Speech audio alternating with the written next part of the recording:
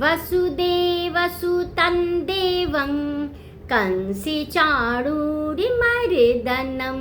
देवकी परमानन्दं कृष्णं वन्दे जगद्गुरुं। श्री कृष्णं वन्दे जगद्गुरुं। जय श्री कृष्ण। आप सभी को रोज एक श्लोक, रोज एक कदम भगवान श्री कृष्ण की ओर, इसी संकल्प के साथ आप सभी का हार्दिक स्वागत है आपके अपने channel divine Geeta by Shashi में।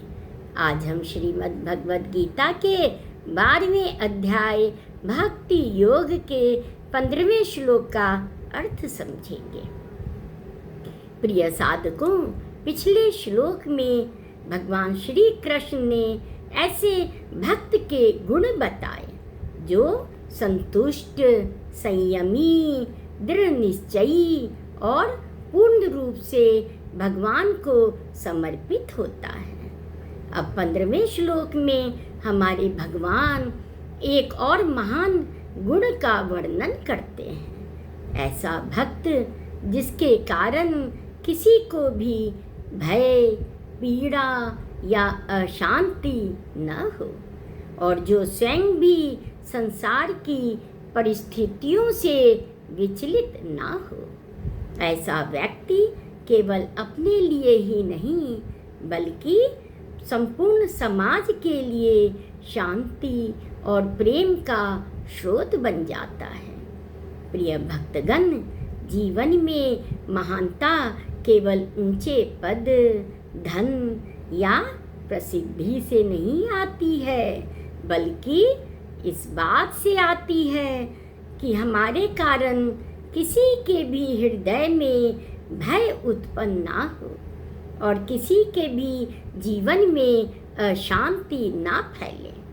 हमारे भगवान कहते हैं कि जो व्यक्ति स्वयं भी परिस्थितियों के तूफानों में स्थिर रहता है और दूसरों के लिए शांति का कारण बनता है, वही व्यक्ति वास्तव में हमारे भगवान का प्रिय बनता है।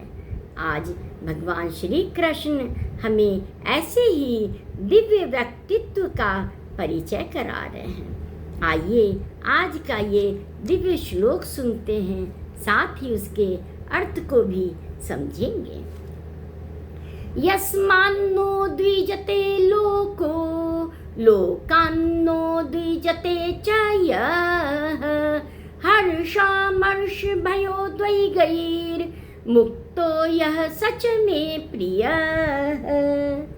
भगवान श्री कृष्ण कहते हैं कि जो भक्त ऐसा है जिसके कारण संसार के लोग उद्विग्न नहीं होते हैं, अर्थात उसके व्यवहार, वाणी और कर्म से किसी को भी कष्ट, भय या अशांति नहीं होती है और जो स्वयं भी संसार के लोगों के व्यवहार से विचलित नहीं होता है, वही मेरा प्रिय है।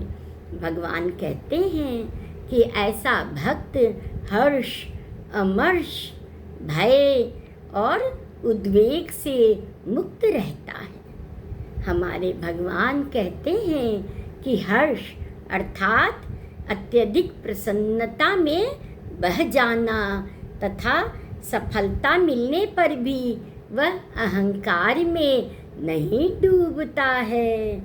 अमर्ष अर्थात ईर्ष्या या क्रोध, दूसरों की उन्नति देखकर उसके मन में जलन नहीं होती है। भय अर्थात भविष्य की चिंता या किसी भी हानि का डर नहीं होता है, क्योंकि उसका विश्वास हमारे भगवान पर अटल रहता है। उद्वेग अर्थात मानसिक अशांति और बेचैनी, कठिन परिस्थितियों में भी उनका मन स्थिर रहता है। भगवान श्री कृष्ण कहते हैं कि ऐसा व्यक्ति किसी से भी द्वेष नहीं करता है, किसी को भी कभी भी दुख नहीं पहुंचाता है और स्वयं भी दूसरों के व्यवहार से अपने मन की शांति को नष्ट नहीं होने देता है। वह संसार में रहकर भी कमल के समान निर्मल और शांत रहता है। उसका जीवन प्रेम, करुणा और सहनशीलता की सुगंध फैलाता है। इसलिए भगवान श्री कृष्ण कहते हैं कि ऐसा भक्त मुझे अत्यंत प्रिय है।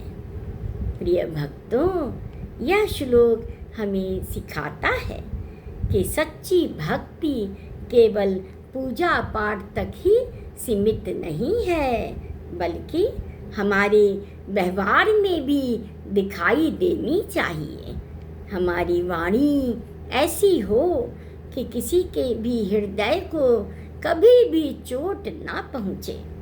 हमारा आचरण ऐसा हो कि लोग हमारे पास आकर शांति का अनुभव प्राप्त करें।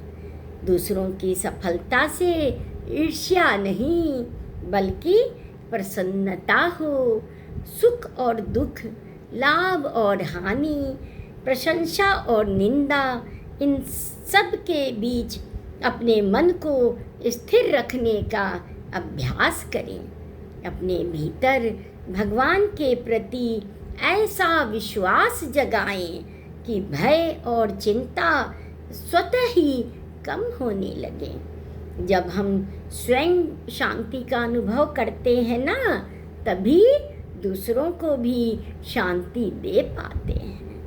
प्रिय भक्तजनों, हमारे भगवान को भव्य मंदिर से अधिक वह हृदय अति प्रिय है, जिसमें किसी के भी प्रति कटुता नहीं, किसी के लिए भी भय नहीं और हर परिस्थिति में विश्वास और शांति का प्रकाश हो।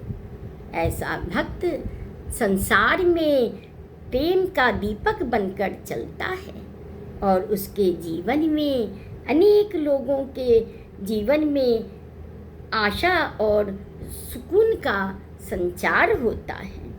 प्रिय दोस्तों, आइए हम भी अपने जीवन को ऐसा बनाएं कि हमारी उपस्थिति किसी के लिए भी चिंता नहीं, बल्कि सुकून का कारण बने। हमारे शब्द किसी के भी घाव को न बढ़ाएं, बल्कि भरने का माध्यम बने और हमारा हृदय इतना शांत हो जाए कि उसमें केवल हमारे भगवान का ही प्रेम प्रवाहित हो।